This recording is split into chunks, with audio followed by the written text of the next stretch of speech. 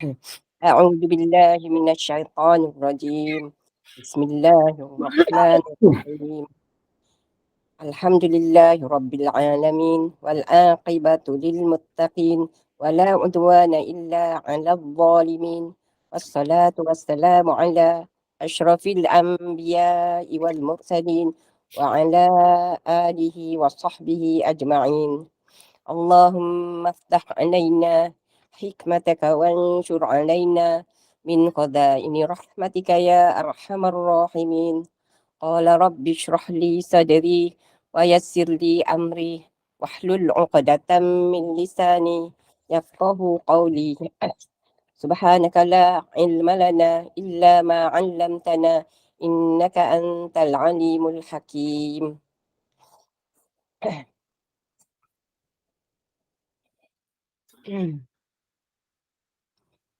أعوذ بالله من الشيطان الرجيم. بسم الله الرحمن الرحيم. الحمد لله رب العالمين. Yang saya hormati lagi muliakan Al-Fadil Ustaz Haji Abdullah bin Tuda, yang berusaha tim Jawatan Kuasa Gema Nur Iman, seterusnya yang dikasihi dan dihormati jemaah yang setia di Google Meet Gema Nur Iman. Assalamualaikum warahmatullahi wabarakatuh. Alhamdulillah, bersyukur kita kehadrat ilahi kerana dengan limpah kurnia serta taufik dan inayahnya, kita dapat berkumpul bersama-sama pada malam ini bagi mengikuti kuliah maghrib, iaitu pengajian Akidah Ahli Sunnah wal Jamaah yang akan disampaikan oleh Al-Fadil Ustaz Haji Abdullah bin Tuda. Semoga kita dikurniakan keberkahan dan kefahaman dalam usaha kita menuntut ilmu ini. Amin. Bagi memberkati taman syurga kita pada malam ini, dengan penuh takzimnya saya mempersilakan Al-Fadil Ustaz Haji Abdullah bin Tuda untuk memulakan majlis kita dengan bacaan Ummul Kitab Al-Fatihah. Dipersilakan. أعوذ بالله من الشيطان الرجيم بسم الله الرحمن الرحيم الحمد لله رب العالمين الرحمن الرحيم مالك يوم الدين إياك نعبد وإياك نستعين اهدنا الصراط المستقيم صراط الذين أنعمت عليهم غير المغضوب عليهم ولا الضالين آمين. Amin, amin, amin ya rabbal alamin. Muslimin dan muslimat sekalian, untuk tidak membuang masa, dengan ini saya menjemput Al-Fadil Ustaz Abdullah bin Tuda untuk memulakan kuliahnya. Dengan segala hormatnya, dipersilakan. Tafadhal. Bismillahirrahmanirrahim. Alhamdulillah. Alhamdulillah nahmaduhu wa nasta'inuhu wa nastaghfiruhu. Wa na'udzu billahi min sururi anfusina wa min sayyiati a'malina may yahdihillahu fala mudilla lahu fala hadiya lahu. Asyhadu an la ilaha illallah wahdahu la syarika lah wa asyhadu anna Muhammadan abduhu wa rasuluh.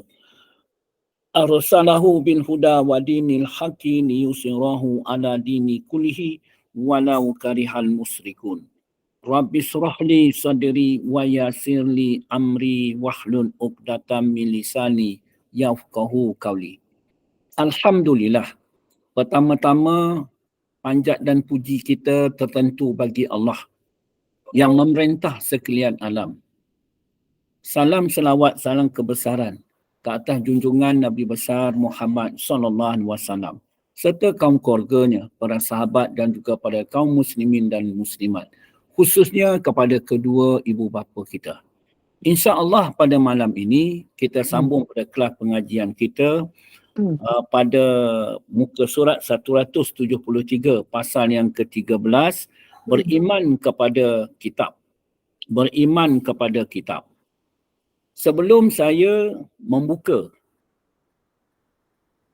tajuk tersebut, suka saya nak mengulang kaji. Dan saya memberi beberapa soalan kepada semua jemaah. Diharapkan Soalan yang mudah dapat dijawab.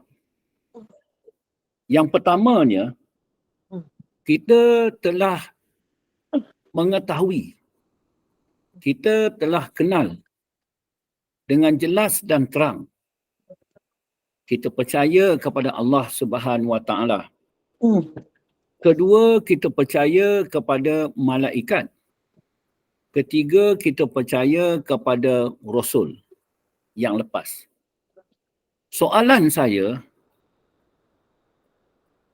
bagaimana puan-puan semua beriman kepada Allah Subhanahu Wa Taala? Jadi, apabila boleh dijawab, bermakna ada pegangan, ada akidah. Itu maksud dia. Maknanya kata baru kita boleh terus. Yang pertama, bagaimana puan-puan semua percaya kepada Allah. Yang keduanya, percaya kepada malaikat. Yang ketiga, percaya kepada Rasul. Jadi saya buka kepada perempuan semua.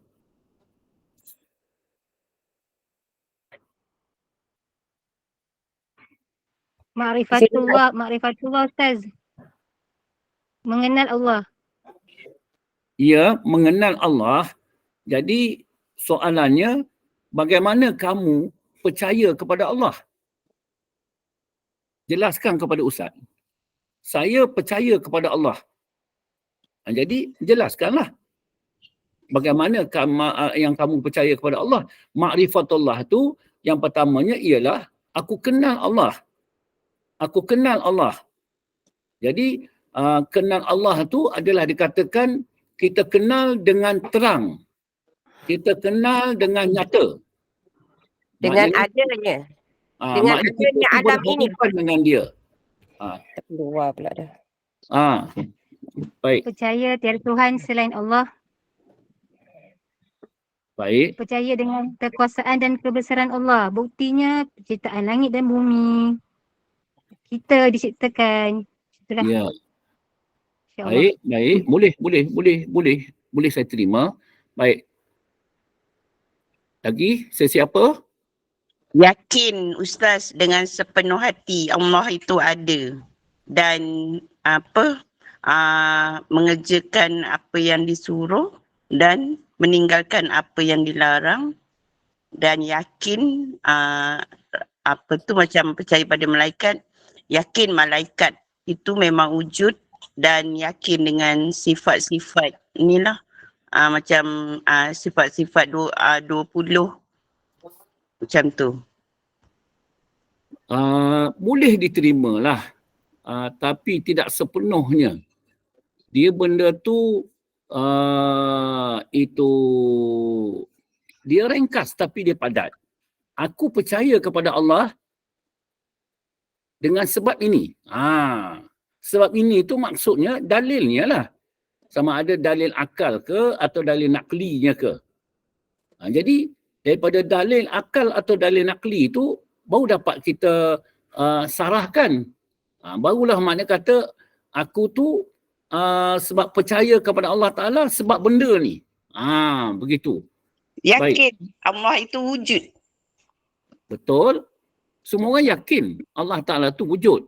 Tapi buktinya yang kamu tu percaya Allah Ta'ala tu wujud. Dengan adanya alam ini, Ustaz. Dengan adanya alam ini. Sekurang-kurang ringkas macam tu, maknanya dia kata, aku percaya kepada Allah. Buktinya, alam ini atau makhluk ini. Sekurang-kurang macam tu. Tu tepat. Ya. Jadi, apabila kita berpegang dalil kepada alam ini, maknanya, barulah kita tu pandang alam ni takkan jadi dengan sendirinya. Mesti ada permulaannya. Jadi yang memulakan alam ini tentulah Allah Subhanahu Wa Taala. Jadi di antara alamnya adalah alam manusia. Jadi alam manusia itu adalah aku. Jadi aku ini adalah diadakan oleh yang ada. Ini pendek kata itu sebab aku percaya. Aku ada bukan dengan sendirinya, tapi aku diadakan oleh Allah Subhanahu Wa Taala. Jadi itu penjelasan tu pendek kata benda tu padat kita faham. Maknanya faham kenapa aku percaya kepada Allah Taala.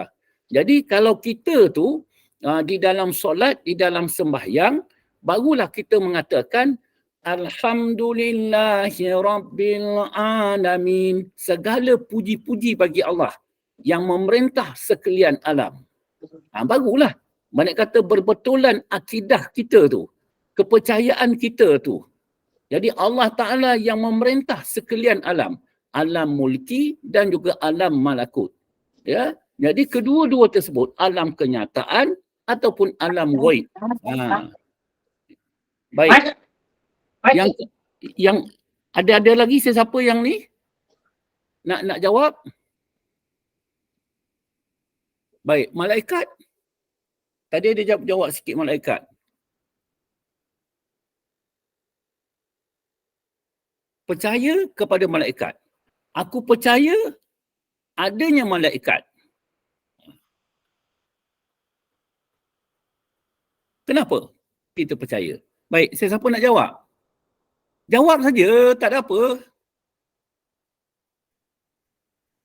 Jadi, aku percaya malaikat.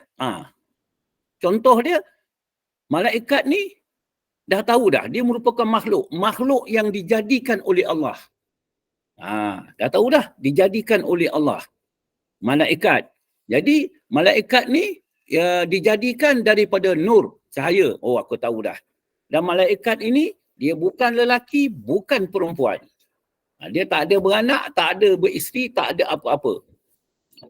Dua. Ketiga, aku percaya malaikat. Bahawa dia merupakan makhluk yang taat dan patuh kepada suruhan Allah. Suruhan Allah. Jadi dia taat dan patuh.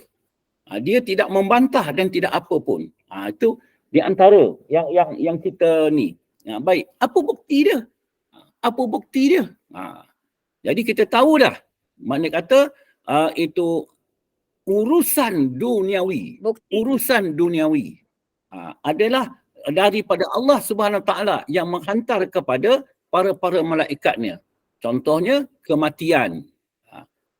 Maknanya kata keterangan itu ringkas saja, senang. Itu pasal aku percaya. Jadi daripada kita mensarahkan tu bahawa kita tu dikelilingi ataupun dipagar oleh ilmu kita. Baik, itu yang kedua. Yang ketiganya, percaya kepada Rasul.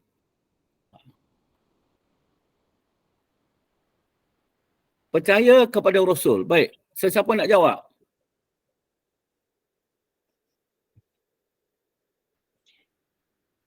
Rasul itu adalah penyampai kepada Allah. Bukan. Kejap Ustaz. Penyampai wahyu. Suruhan Allah Ta'ala. Baik, cakap.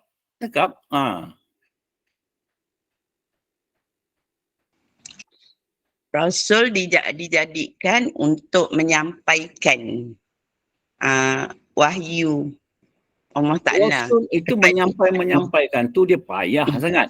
Rasul ni utusan Allah Subhanahu Wa Ta'ala.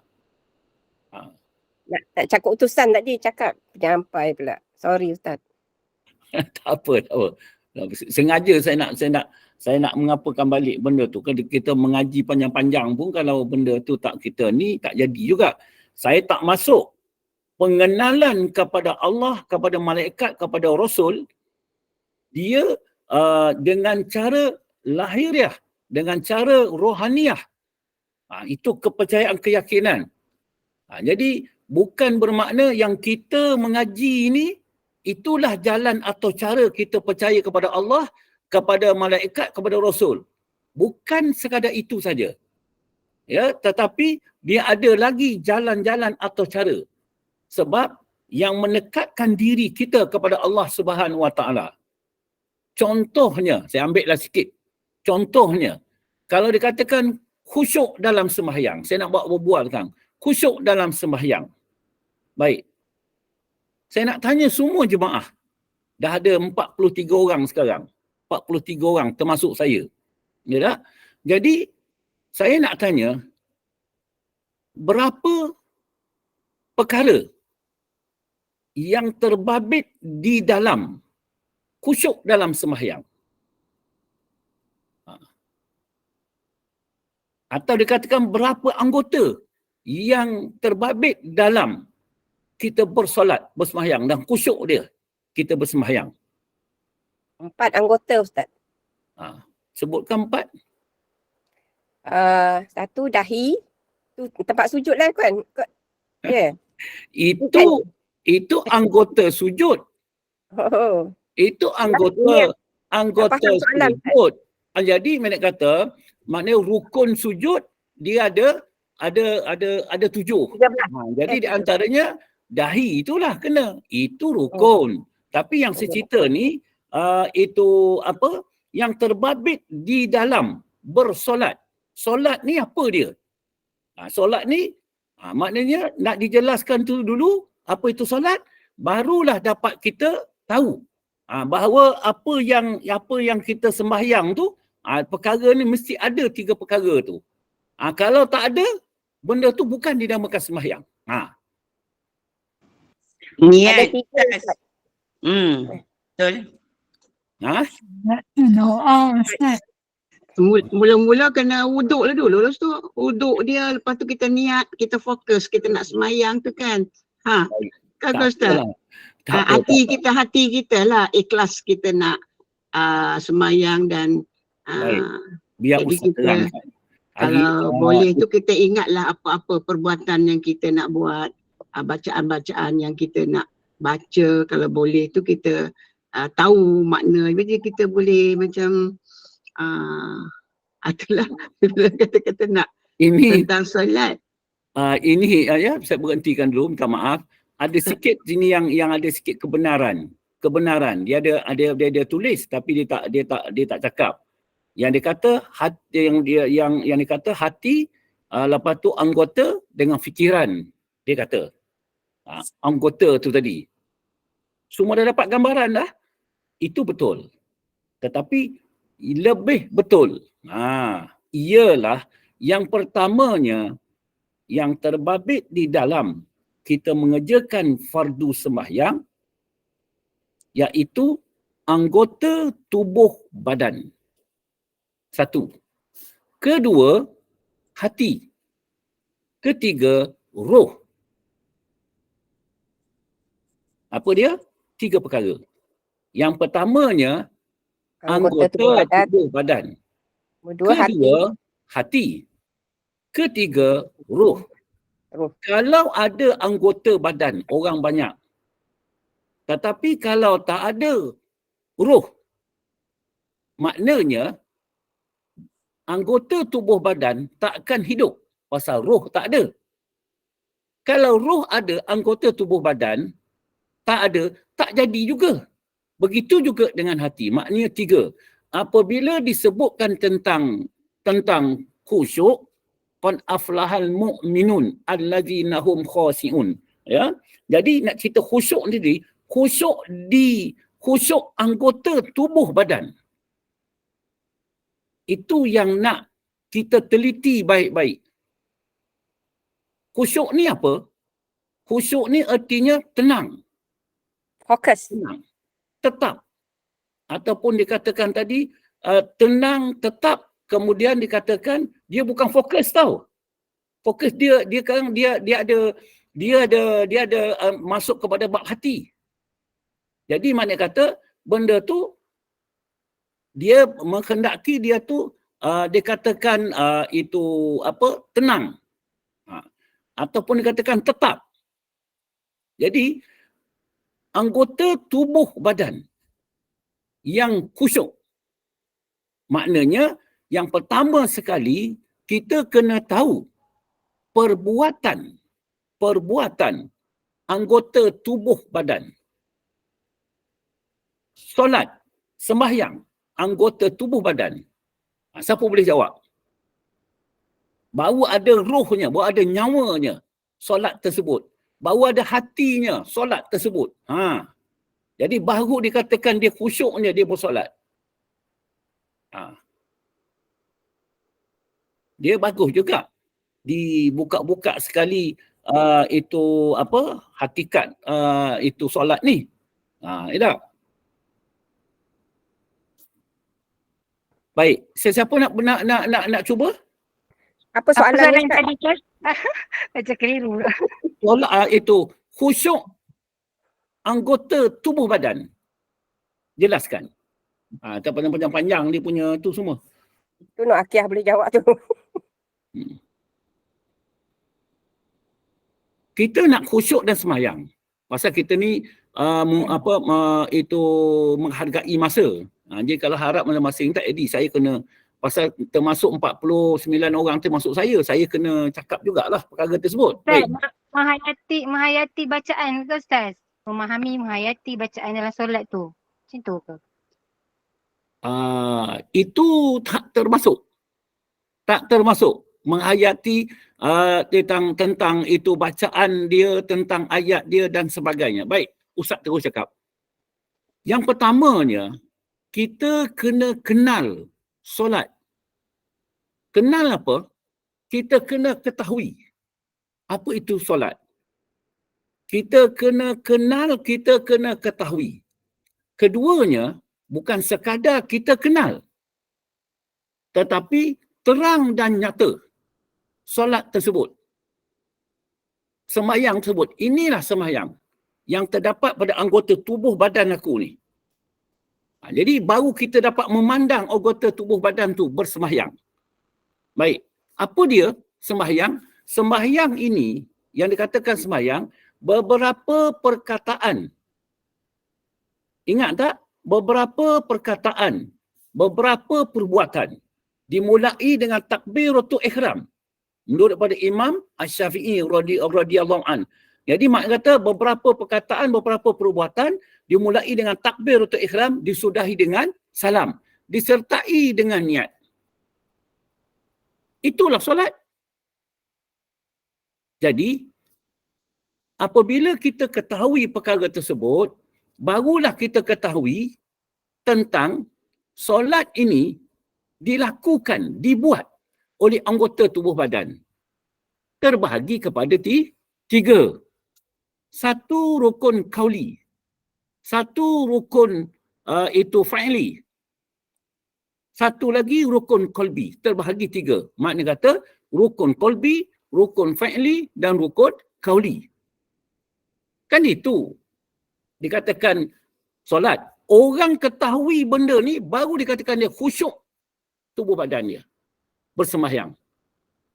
Ingat tu. Tapi kalau dia tak tahu, itu. Baik. Berapa rukun qauli? Saya bagi. Rukun qauli. Ada 13. Rukun qauli takkan 13. Mana boleh 3? Rukun Rukun sembahyang qauli tu terbahagi kepada perkataan tiga. bacaan lah. Bacaan dia kan Ustaz. Rukun qauli. Bacaan. Rukun qauli. Ada 5 Ustaz. Rukun perkataan. Rukun perkataan. Fa'li, rukun perbuatan. Qalbi, rukun hati. Jadi rukun 13 itu terbahagi 3. 3 itu tadi. Berapa rukun qauli? Berapa rukun perkataan? Ada 5 Ustaz. 5. Bagi tahu 5. Nombor 1 Yang takbiratul lain semua ihram. dengar. Ya? Takbiratul ihram. Takbiratul. Ucapan Allahu Akbar. Ya. Lepas tu Al-Fatihah. Al-Fatihah. Ya. Lepas tu tahiyat akhir. Ya. Lepas tu selawat atas Nabi. Ya. Lepas tu salam yang pertama. Salam yang pertama. Cukup dah tu berapa tu? 5. 5. Simpan 5 dulu. Tengok ya. Baik. Rukun fa'li? Rukun fi'li ada 6. Ada 6. Hmm. Berapa itu jelaskan? Pertama tu bila kita berdiri, kita kiam kan tu kiam. Berdiri, kiam tu, lepas tu kita rokok. Kita daripada rokok bangun bertidal. Lepas tu kita sujud. Duduk antara dua sujud. Ah, Lepas tu kita tahiyat akhir. aha. Jadi berapa tu? 6. Banyak saya dah. 6. 6. Yalah kalau kira nombor ialah 6. Baik. Rukun kolbi?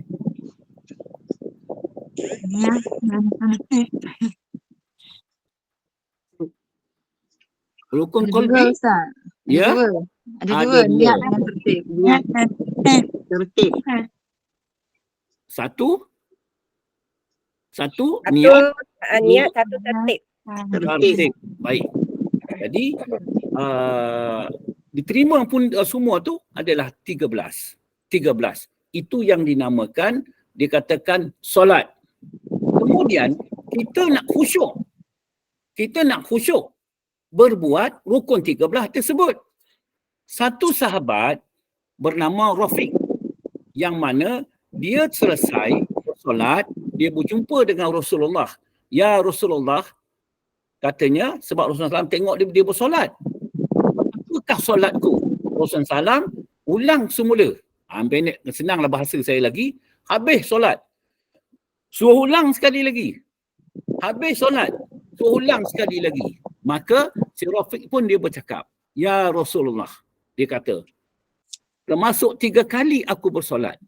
Bahkan daripada dulu aku terima agama sampai sekarang, inilah caranya aku bersolat. Bahkan aku bersolat yang terbaiknya di depan Rasulullah. Dia kata. Kemudian aku masih lagi, dia kata, itu apa dia kata, itu melakukan salah di dalam solat. Tunjukkanlah aku solat yang sebetulnya. Baik, siapa nak tambah ni cerita ni? Saya ambil masa, alamak, tak apa. Kita nak ulang kaji. Kita jauh-jauh pun mengulang kaji, tetapi ceritanya khusyuk dalam solat pada malam ni. Jadi kemudian Rasulullah SAW menunjuk. Dia kata, tak kala kamu berdiri, dia kata, berdiri tegak dan tetap. Berdiri tegak dan tetap. Serta tumadinah. Bawa dia keluar tumadinah. Nampak? Itu pasal di dalam kitab-kitab yang besar, bukan rukun 13, dia jadi 14 rukun. Termasuk tumadinah. Kemudian, diteliti lagi tentang solat. Dia masuk jadi 15 rukun dalam sembahyang. Menjadi 18 rukun dalam sembahyang. Baru dikatakan sembahyang. Alhamdulillah lah kita kalau dapat 13 itu. Ya, jadi maknanya tambah satu adalah tumadinah di dalam sembahyang. Jadi sembahyang itu dikatakan khusyuk, yang mana kita berdiri tetap, tidak bergoyang ke kiri ke kanan dan sebagainya. Itu pasal Nabi cakap jangan mencuri di dalam sembahyang dan sebagainya. Jadi itu kiblat mata betul-betul tempat sujud. Kiblat dada kita betul-betul kita menghadapkan Baitullah. Jadi kiblat hati betul-betul tertuju kepada Allah. Itu maknanya tetap, sungguh dan sebagainya. Tetap. Jadi kalau kita masuk ini ilmu fiqh. Kalau dalam tauhid, maknanya dia ni takluk di dalam. Takluk apa? Dalam tauhid, dia takluk dalam basar. Takluk basar. Macam tu. Takluk penglihatan. Baru jalan nak khusyuk tu. Baik. Khusyuk dalam hati. Ada hati. Siapa boleh bagi tahu khusyuk pada hati?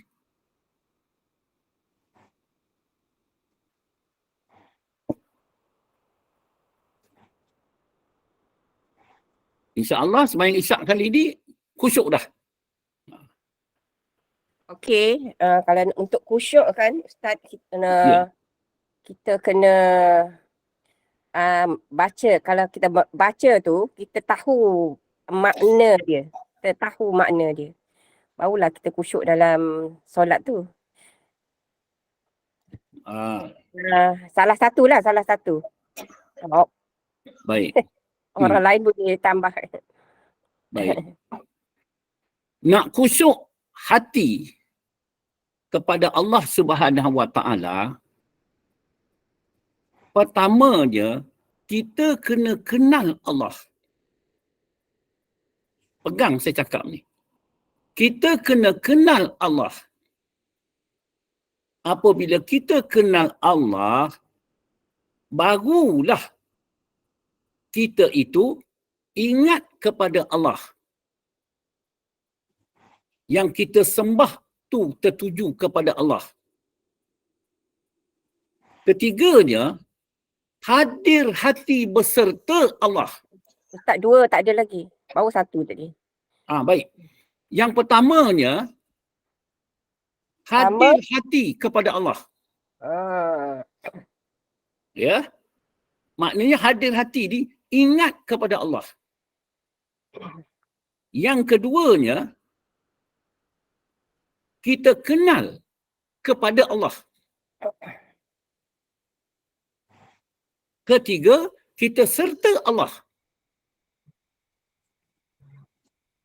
Jadi, untuk jalan nak kepada khusyuk tersebut, kalau kita mengaji tauhid, barulah kita itu mana kata kita tu itu mengenal kepada tertakluk ia kepada takluk ilmu, sifat ilmu.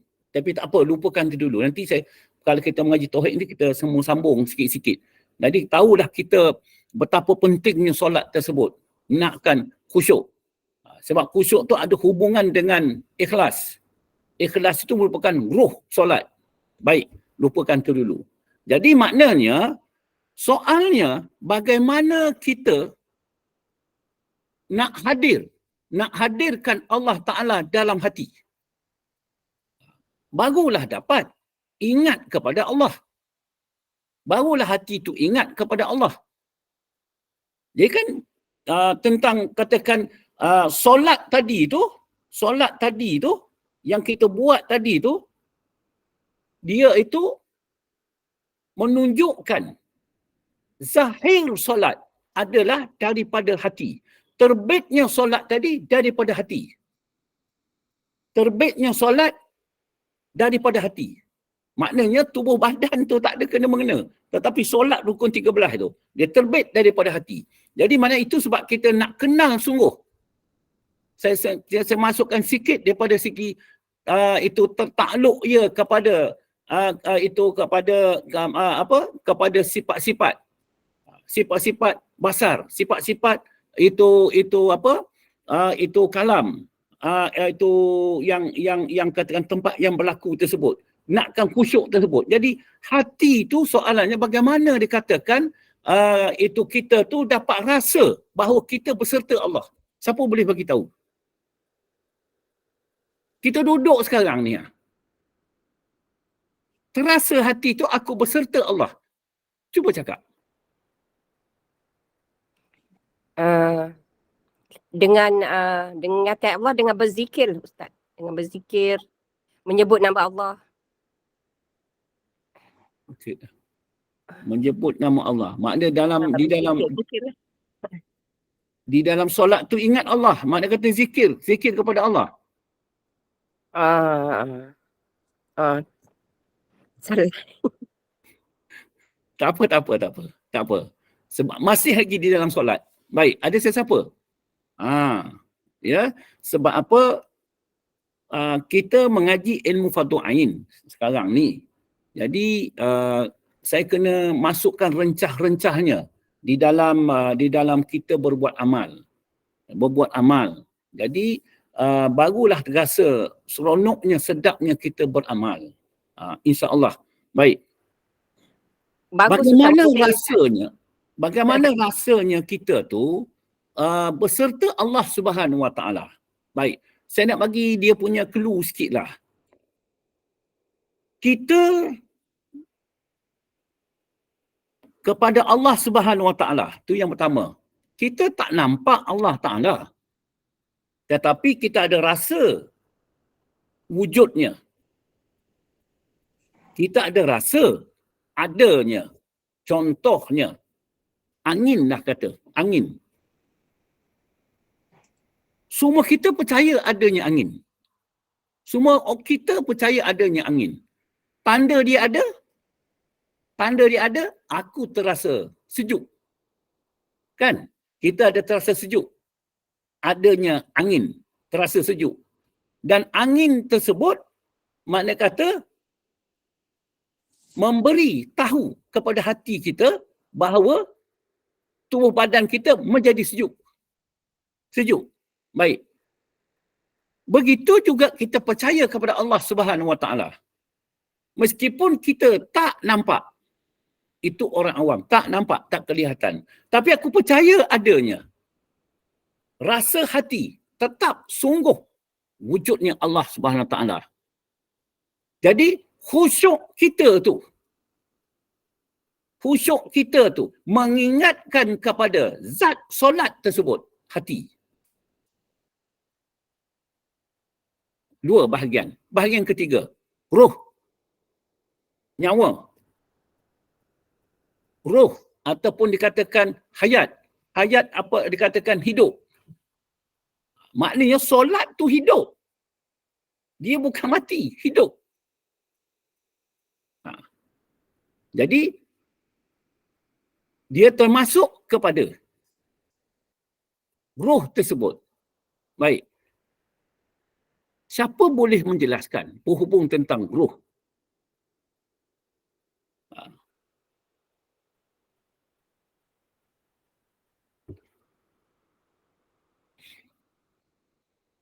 Jika dia dapat ni menjelaskan sikit-sikit macam ni, insya-Allah. Jadi, jalan atau caranya dia nak berbuat amal untuk khusyuk tu, baru dia rasa. Dia rasa ada pengetahuan tentangnya.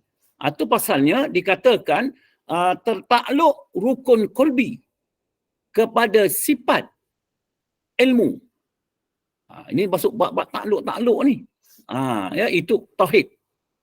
Dan kita fahamlah solat itu adalah tauhid. Tauhid ni putih dengan hitam. Solat dia putih dengan hitam. Itu yang kita nak faham tu. Jadi, bukan dia tu sah, batal dan sebagainya. Pasal begitulah. Baik. Apabila kita melakukan rukun fa'li, perbuatan. Bergeraknya jasad kita. Bergeraknya atau kita melakukan berdiri. Rukuk, iktidal, sujud. Duduk antara dua sujud. Kita membaca tahiyat akhir. Dan kita membaca salam. Kita membaca selawat dan kita memberi salam. Termasuk rukun qauli, fa'li. Jadi, bergeraknya rukun fa'li, perbuatan. Dengan sebab adanya roh. Hidup roh. Ada nyawa. Nyawa roh. Barulah hidupnya solat tersebut. Begitu juga perkataan. Sebab adanya roh, barulah anggota tubuh badan tersebut hidup.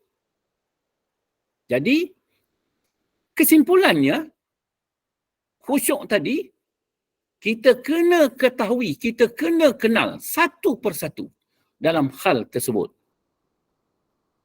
Barulah tujuan kita bersolat, hati tersebut. Kalau di luar, kalau zahir tubuh badan, dikatakan solat itu adalah doa. Ingatkan balik. Benda yang berlaku pada tubuh badan, rukun 13 tadi, dinamakan doa. Tetapi, pada hati, dirikan solat kerana mengingati aku. Maknanya tujuan solat adalah mengingati Allah, hati. Dan apabila dikatakan roh, iaitu dikatakan tawajuh, kepada Allah Subhanahu Wa Taala. Baik, kita tutup di sini. Nanti saya sambung untuk hari yang akan datang. Kita sambung sikit pengajian kita pada malam ini. Ya, banyak kata sikit sebanyak kita tu sama ada itu kita tahu ataupun menjadi persoalan kita apabila ustaz buka perkara ni. Maknanya persoalan tu apa? Banyak aku tak faham lah, banyak aku itulah, banyak aku ini, itu. Jadi apabila itu baru datang pertolongan Allah Subhanahu Wa Taala. Baik, insya-Allah. Pasal yang ketiga, InsyaAllah. beriman kepada kitab. Beriman kepada kitab. Jadi kitab ni apa? Dah tentulah pengajaran pengetahuan. Tak? Yang disyariatkan oleh Allah Subhanahu Wa Taala. Beriman kepada kitab-kitab Allah. Beriman kepada kitab-kitab Allah. Kita ni percaya pada kitab-kitab Allah ni. Kita ni percaya pada kitab-kitab Allah ni. Kita nak faham, nak membaca kitab macam itulah. Beriman kepada kitab-kitab Allah adalah suatu perkara yang diwajibkan kepada kitab-kitab Allah. Jadi kitab-kitab Allah ni apa? Membicarakan tentang alam mulki dan alam malakut. Alam dunia dan alam akhirat. Maksud kata semua yang ada ni tersurat di dalam Al-Quran. Berhubung tentang aturan, pentadbiran dan sebagainya. Oleh Allah Ta'ala kepada orang-orang yang beriman. Kepada orang-orang yang percaya. Percaya kepada kitab tersebut. Dan menjadi salah satu daripada rukun-rukun iman yang 6. Menjadi salah satu rukun iman yang 6. Firman Allah Subhanahu Wa Ta'ala. Jadi, apabila kita mengaji tentang kitab ni, dia merupakan nombor 1 dalam kita berbuat iman dan amal. Iman, amal. Nak percaya kepada itu dan ini sebagai daripada Al-Quran. Itulah unggul dia. A'udzubillahi minasyaitonirrajim. Al-Quran ni pakar-pakar pengkaji Al-Quran. Sama ada orang bukan Islam ataupun orang Islam sendiri. Pakar-pakar. Memang sahih, memang betul. Apa sahihnya? Apa betulnya? Ya, turunnya wahyu tersebut kepada baginda Rasulullah SAW dan tersuratnya ayat-ayat tersebut betul, sah. Dibandingkan dengan Injil. Ya, Injil tu pendek kata dia lahirnya Nabi Allah Isa tu sekian lama. Baru pula dia timbul semua sebagai. Kita Al-Quran berlaku pada zaman Rasulullah SAW. Itu. Ya, memang sahih tetap. A'udzubillahi minasyaitonirrajim. Ya ayyuhalladzina amanu aminu billahi wa rasulihi wal kitabil ladzi nazzala ala rasulihi wal kitabil ladzi anzala min qabl. Wahai orang-orang yang beriman. Wahai orang-orang yang beriman. Wahai orang-orang yang percaya kepada aku, kata Allah Ta'ala. Orang yang percaya kepada aku, bahawasanya kamu itu aku jadikan, perbuatan kamu itu aku cipta. Kita pun mengaku, aku ini dijadikan oleh engkau. Perbuatan aku ni dijadikan, dicipta oleh engkau. Tak ada perbuatan lah melainkan perbuatan engkau. Tak ada perbuatan aku melainkan perbuatan engkau. Wahai orang-orang yang beriman, tetapkanlah iman kamu kepada Allah dan Rasulnya. Tetapkanlah iman kamu kepada Allah dan Rasulnya. Dan kepada kitab Al-Quran. Kepada kitab Al-Quran. Apabila disebut kepada kitab Al-Quran, khususnya kepada Rasulullah sallallahu alaihi wasallam, iaitu Nabi Muhammad sallallahu alaihi wasallam. yang telah diturunkan kepada Rasulnya Muhammad sallallahu alaihi wasallam. Dan juga kepada kitab-kitab suci yang telah diturunkan dahulu daripada itu. Kitab-kitab yang suci sebelum Nabi Muhammad sallallahu alaihi wasallam. Maknanya Allah Taala perintah betul percaya dan itu menjadi pegangan kita. Jadi seluruh kitab-kitab dulu terkandung dalam Al-Quran. Satu saja terhimpun dalam surah An-Nisa. Jadi aku percaya betul Al-Quran ni. Beriman kepada kitab-kitab Allah yang dimaksudkan dengan ayat tersebut, yang ayat ni di atas ni yang tersebut, ialah beriman dengan Al-Kutubu Al-Ilahiyah. Bermaksud kitab-kitab ketuhanan. Kitab-kitab ketuhanan. Disebut nama dikatakan ketuhanan, tentu dikatakan Al-Huluhiyah. Disebut Al-Huluhiyah, berapa sifat yang terkandung di dalam Al-Huluhiyah? Ada 11 sifat keadaan tersebut. Barulah kita tu bertuhankan kepada Tuhan.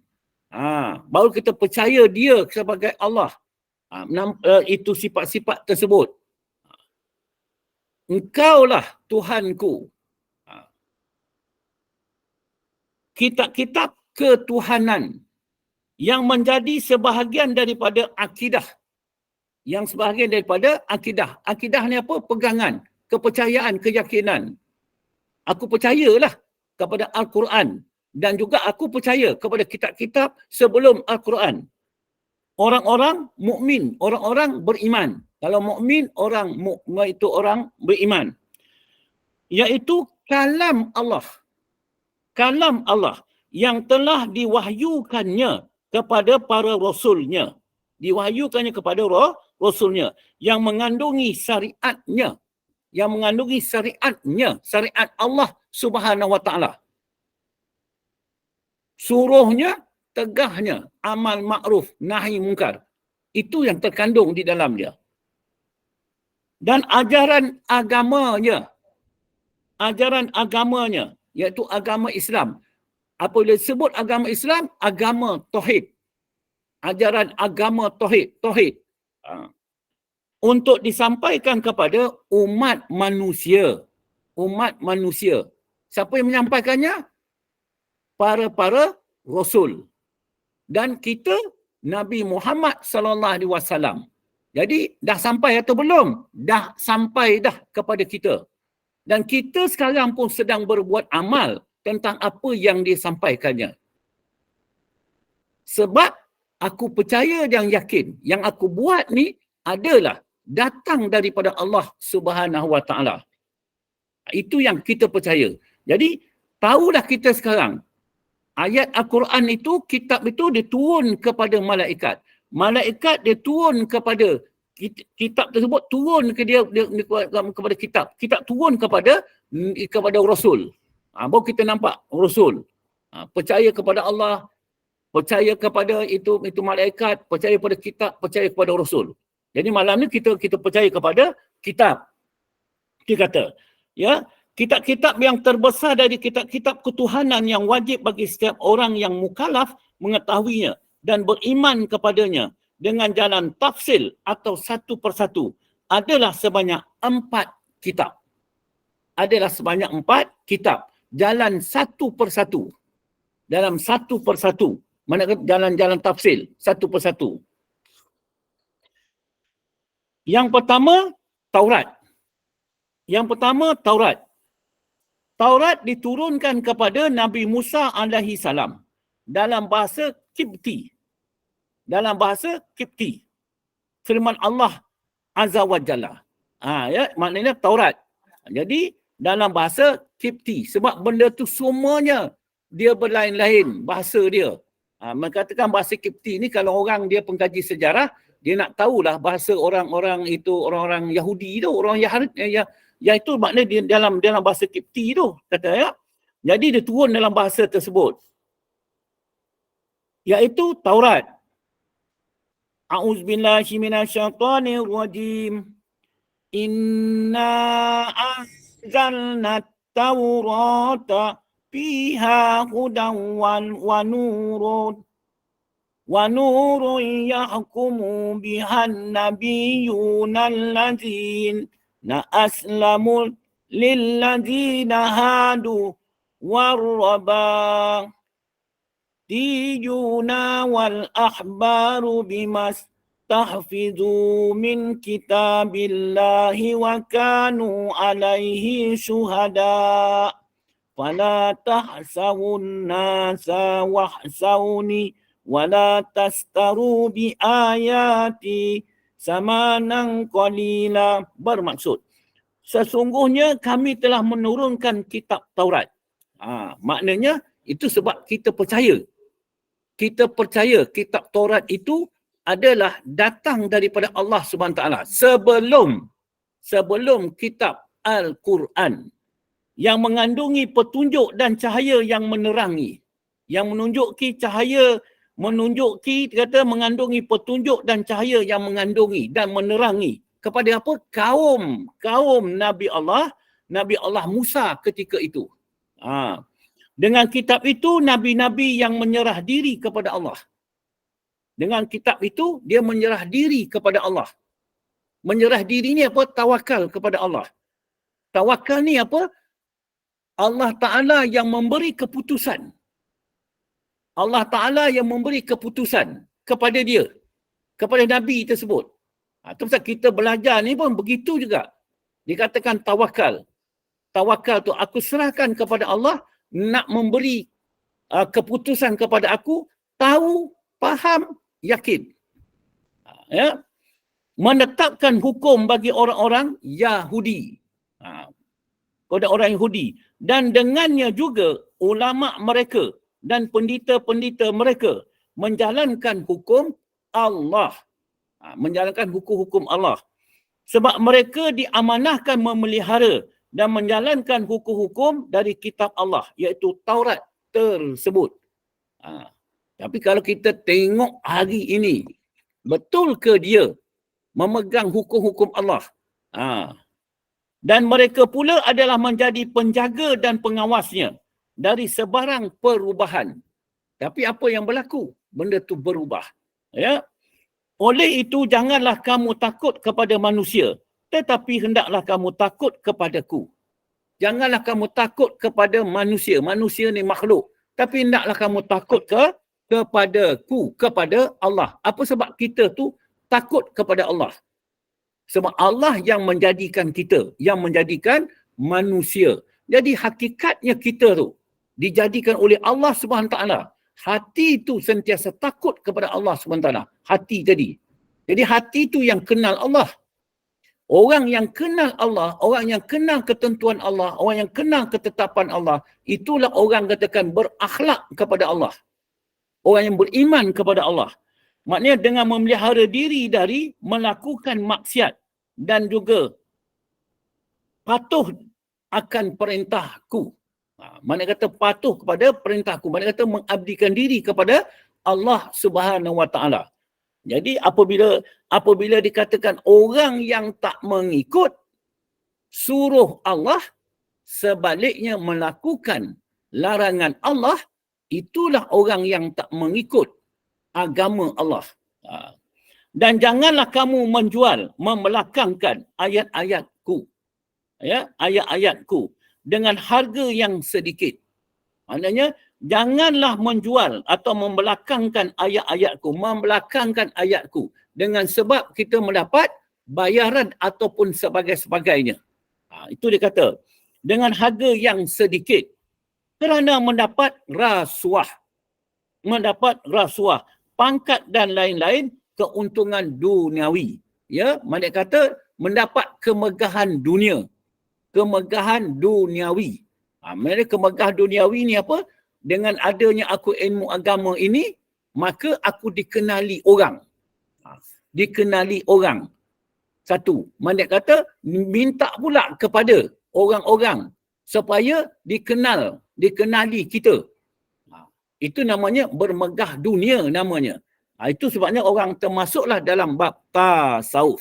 Jadi itulah pengajaran kepada kaum-kaum Nabi Allah Musa alaihi salam. Allah Ta'ala perintah Nabi Allah Musa bagi tahu kepada kaum dia supaya tunduk dan patuh kepada Allah. Dua, jangan diubah segala apa yang Allah Ta'ala dah perintah. Itu yang dia minta. Dan kaum dia diminta supaya taat dan patuh kepada Nabi Allah Musa, Rasul dia. Itu yang dikatakan itu apa tu wahyu tersebut dalam perintah-perintah tersebut. Jadi yang pertamanya menyembah kepada Allah. Kedua, mentauhidkan Allah. Mentauhidkan Allah. Itulah perintah utama. Dan ketiganya, meninggalkan segala-gala yang dilarang oleh Allah. Apa dilarang, apa perkara yang dilarangnya? Menyembah selain daripada Allah.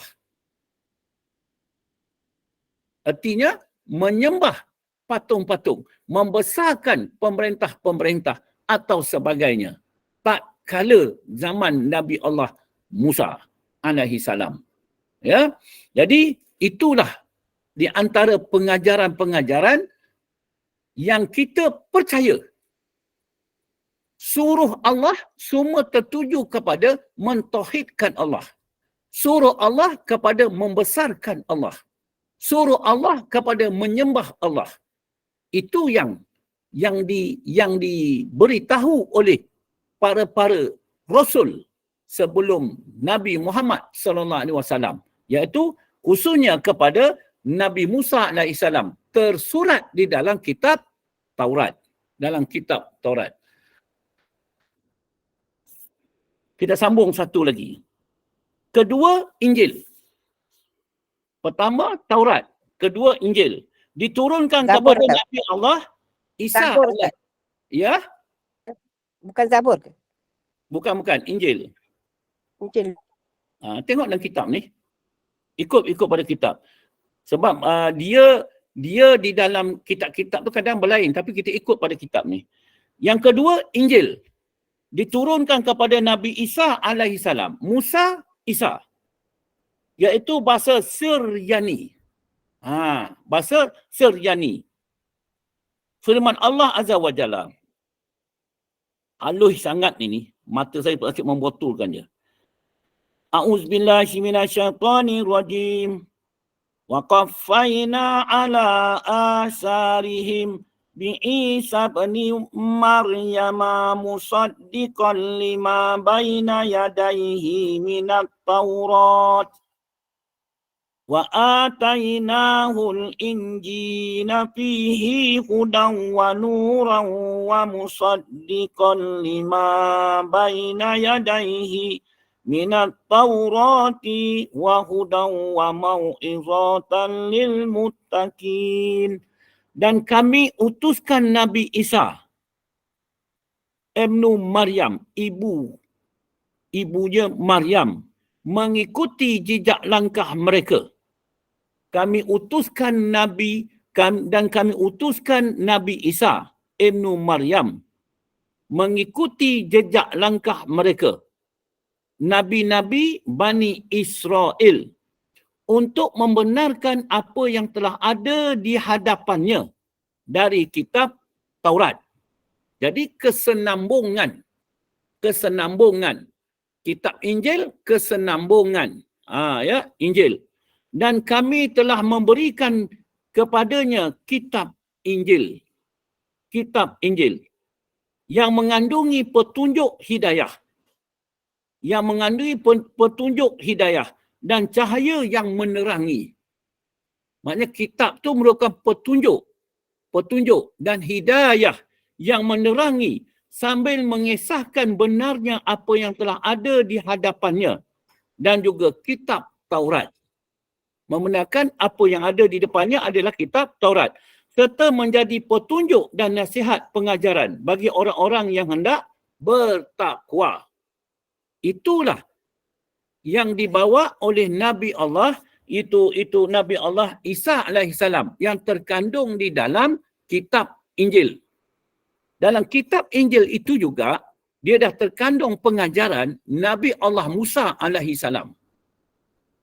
Terkandung juga pengajaran tersebut. Jadi kemudian di samping pengajaran yang diajar kepada Nabi Allah Isa alaihissalam, ya, kepada Nabi Allah Isa.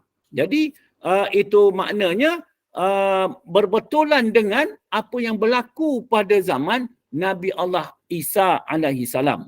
Itu yang dikatakan. Apa dia kata yang terdahulu pengajarannya tidak lain dan tidak bukan, yang pertamanya iaitu mentauhidkan Allah. Kedua, menyembah Allah. Yang ketiga, meninggalkan segala yang bersalahan dengan petunjuk-petunjuk Allah. Itu yang dibawa oleh Nabi Allah Isa alaihissalam dalam bahasa Syriani. Dalam bahasa Syriani. Kalau dikatakan Nabi Allah itu Musa dalam bahasa Kipti. Ya, dalam bahasa Kipti. Itu yang terdahulu. Syariat dia tu. Bangsa dia apa? Ya, Bangsa dia apa, Ustaz? dia bangsa tu. Dia bangsa tu memang bahasa Kipti jugalah, bangsa Kipti juga.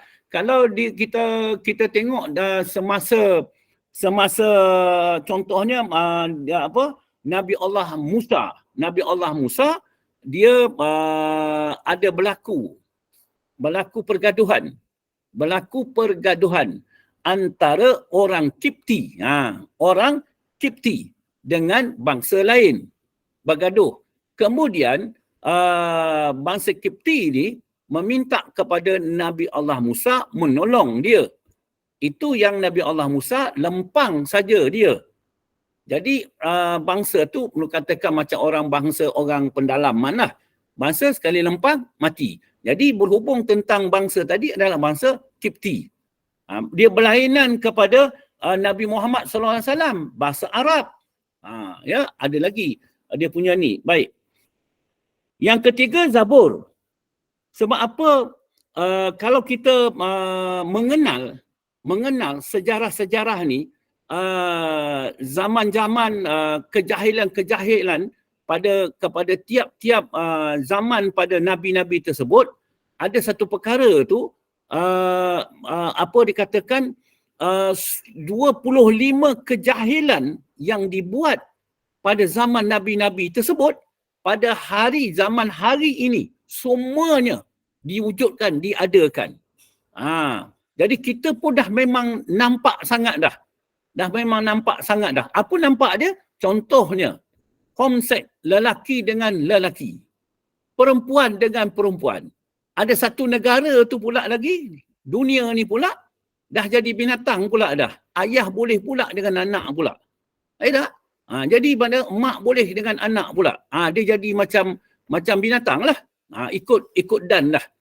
Itu yang kata. Tapi dia ingat dia berpegang kepada iaitu Injil. Tapi sebenarnya dia pun tak berpegang. Tak berpegang kepada tuntutan Injil itu sendiri. Itu pun dah menunjukkan dah.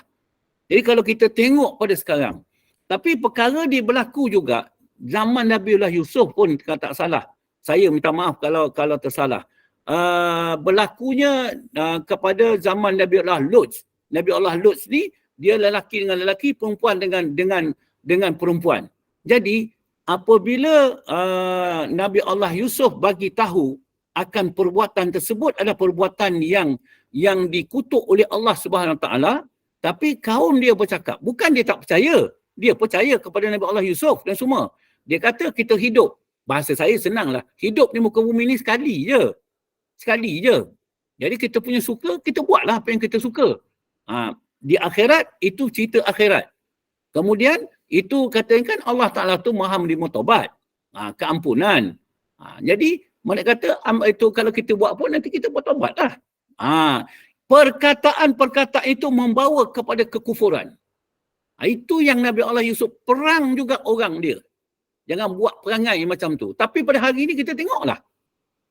Ya.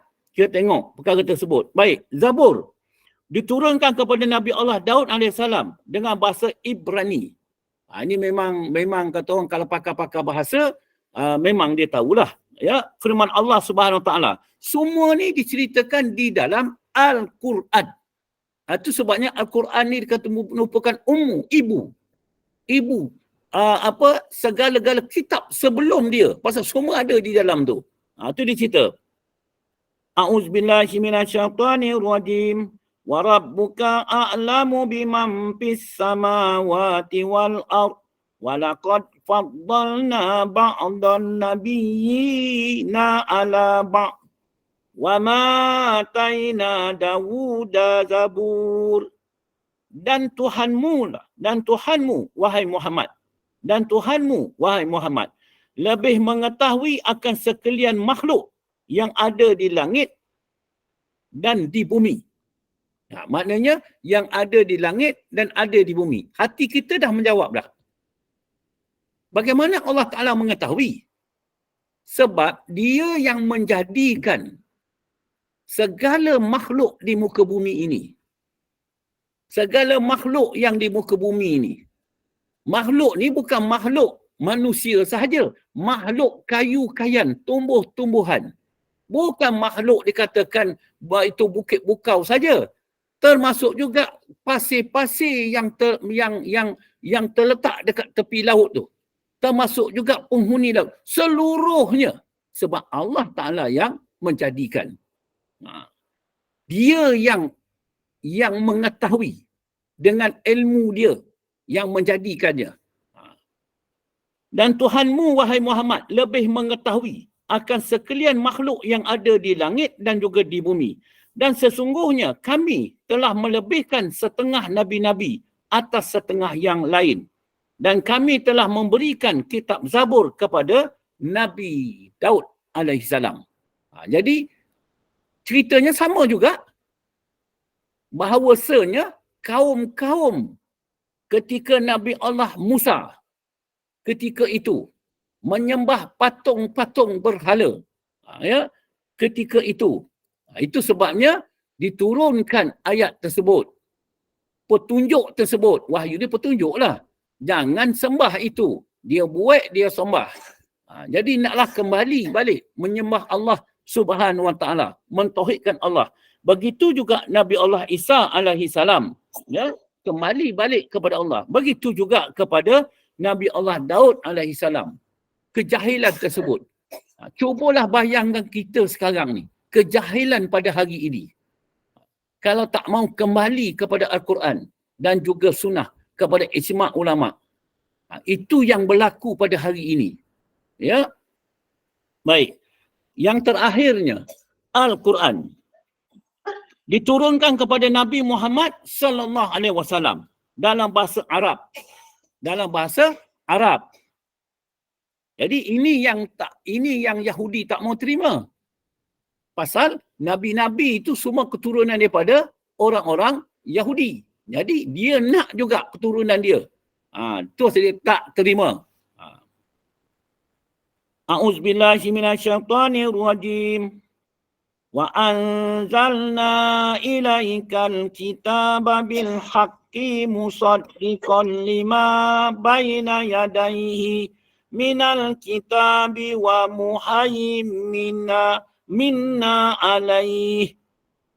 Fahkum bainahum bima anzalallah wa la tattabi' ahwa'ahum amma ja'aka minal haqq. Dan kami turunkan kepadamu, wahai Muhammad, kitab Al-Quran. Ya, kitab Al-Quran. Maksud kata, kenapa diturunkan kitab Al-Quran? Sebab pertama, iaitu pertama sekali nak mentauhidkan Allah Subhanahu Wa Taala. Kembali balik mentauhidkan Allah Subhanahu Wa Taala. Sebab agama kaum Nabi Muhammad SAW ketika itu memang dah beragama Islam. Keturunan daripada Nabi Allah Ismail. Nabi Allah Ismail keturunan dia kepada Nabi Allah Ibrahim AS. Dah agama Islam. Agama Islam apa? Agama tauhid. agama mentauhidkan Allah. Tetapi semuanya dah menyeleweng. Contohnya, kenapa diletakkan patung bernama Luta di samping Kaabah? Pembesar Kaabah ketika itu, saya lupa nama dia kena penyakit supak. Badan dia, pembesar tu. Jadi, menurut kata orang dia, nak menghilangkan penyakit supak ni, dia kena pergi satu kampung, dia mandi dalam satu tasik. Tasik. Jadi apabila dia mandi dalam tasik itu, bangun cerita pendek, eloklah penyakit supak dia. Jadi dia tanya kepada pembesar dia kata sebab apakah penyakit ni boleh hilang? Sebab dia tunjuknya benda patung Luta tu. Jadi kalau macam tu dia kata, dia ambilnya patung Luta tu, dia letakkannya kepada Kaabah. Jadi maknanya dia menghormati Kaabah tu, teruslah juga dia pun tawafkan jugalah patung tersebut. Itulah maknanya dia berlaku perkara-perkara tersebut. Itu Allah Ta'ala turunkan Al-Quran. Dia sampaikan kepada Nabi Muhammad SAW satu-satu perkara tersebut. Kejahilan-kejahilan perkara tersebut. Dan kami turunkan kepadamu, wahai Muhammad, kitab Al-Quran dengan membawa kebenaran untuk mengesahkan benarnya kitab-kitab suci yang telah ada di hadapannya dan untuk memelihara serta mengawasinya. Maka jalankanlah hukum di antara mereka, maknanya ahli kitab itu, dengan apa yang telah diturunkan oleh Allah kepadamu, dan janganlah engkau mengikut kehendak hawa nafsu mereka dengan menyeleweng dari apa yang telah datang kepadamu dari kebenaran. Itu perintah Allah SWT. Pendek kata, berbuatlah Nabi Muhammad SAW apa yang disyariatkan oleh Allah SWT, yang tersurat di dalam Al-Quran, suruh Allah dan tegah Allah. Itulah lebih kurang dia punya penjelasan daripada dalam surah Al-Ma'idah tersebut. Jadi beriman kepada kitab-kitab Allah ialah mengiktikadkan. Beriman kepada kitab-kitab Allah, mengiktikadkan dengan iktikad yang jazam. Iktikad yang putus. Bahawa Allah mempunyai beberapa kitab yang diturunkan kepada Nabi-Nabi dan Rasulnya. Dia kalau dikatakan kitab, ada 4. Kalau dikatakan itu suhuf, ada 50 ke ada 20, lupa saya, ada suhuf. Begitu juga dikatakan risalah. Maksudnya ada sampai-sampai ke atas lagi dalam kitab lain. Dia membicarakan tu.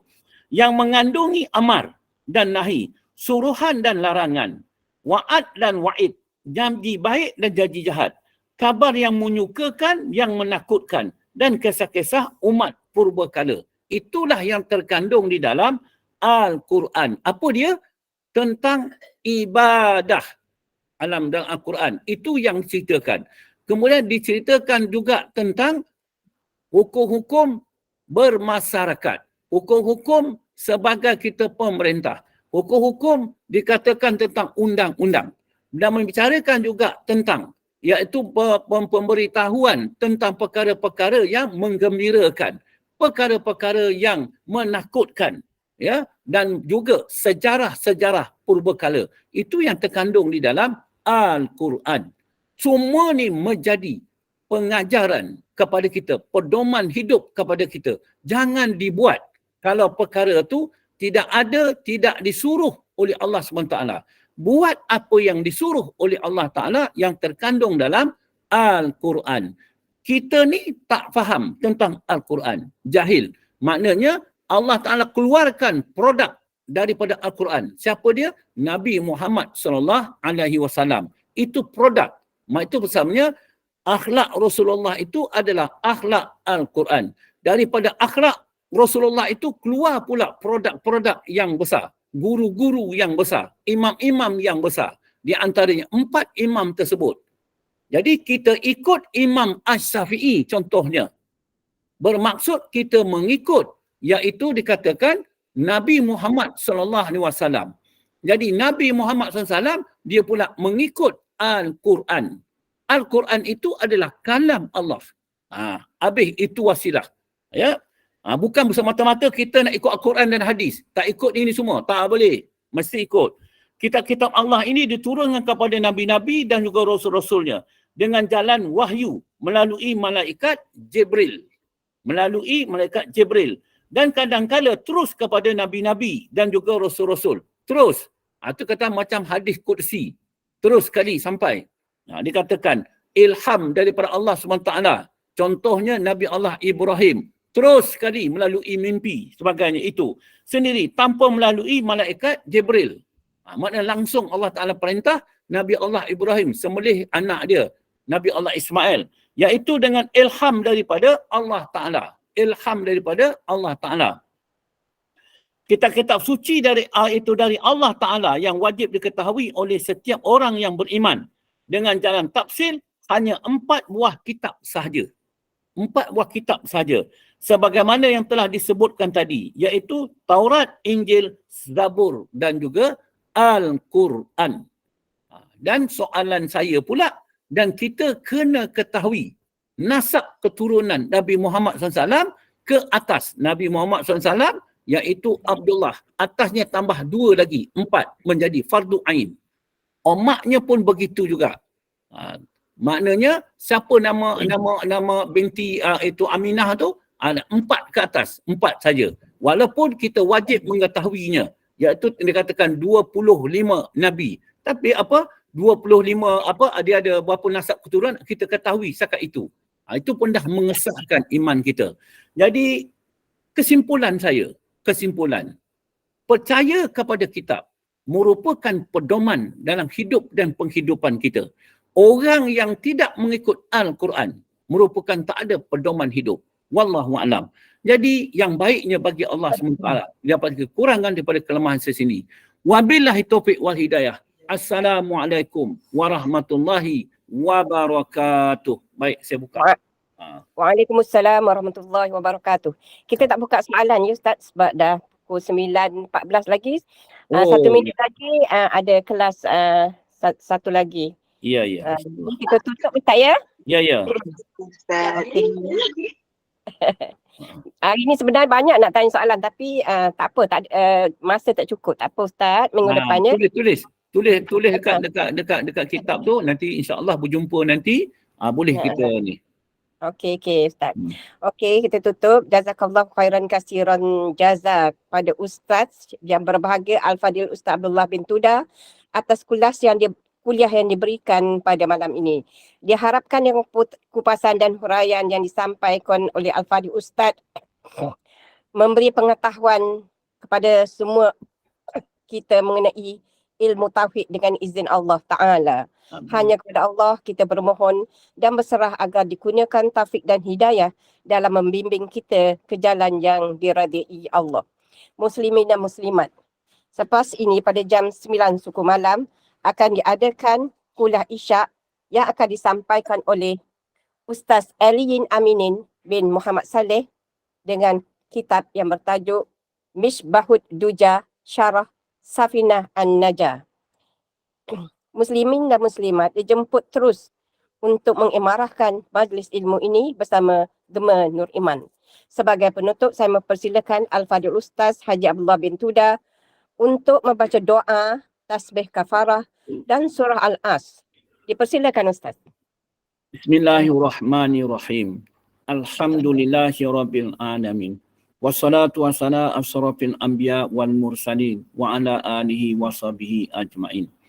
Subhanakallahumma wa bihamdika asyhadu an la ilaha illa anta astaghfiruka wa atubu ilaika. Allahumma a'dana likulli haulin la ilaha illallah wa likulli hammin wa ghammin masya Allah wa likulli ni'matin alhamdulillah wa likulli ridha'i wasidatin as-syukurulillah wa likulli ujubatin subhanallah wa likulli zambin astaghfirullah wa likulli musibatin inna lillahi wa inna ilaihi raji'un wa likulli dikin hasbiyallah wa likulli qada'i wa qadarin tawakkalna 'ala Allah wa likulli ta'atin wa ma'siyatin la haula wa la quwata illa billahil aliyyil azim. Walhamdulillahi rabbil alamin. Bismillahirrahmanirrahim. Wal 'asr Innal insana lafi khusr illa alladzina amanu wa amilus solihati wa tawasaw bil haqq wa tawasaw bis sabr. Insya-Allah kita berjumpa pada masa dan waktu yang lain. Insya-Allah. Terima kasih Ustaz. Diakhiri dengan wabillahi taufiq wal hidayah. Wassalamualaikum warahmatullahi wabarakatuh. Waalaikumsalam.